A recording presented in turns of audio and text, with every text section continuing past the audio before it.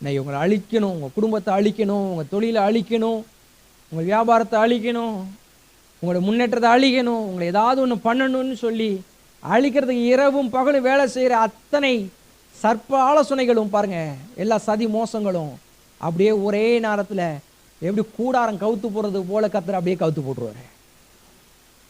அது அவங்க மேலே வந்து விழுகும்.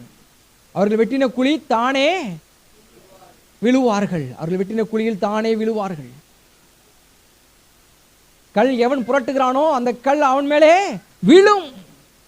அப்படியே பண்ணுவாராம் கர்த்தர். எவன் குழியை வெட்டானோ அவனே விழுந்துருவாங்கிறாரு பாருங்க.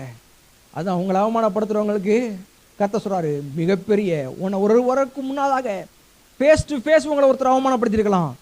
கர்த்தர் சொல்றாரு, உன்னை பெரிய திரள் கூட்டத்துக்கு முன்பதாக அவமானப்படுத்த போறேன் அந்த மனுஷனை.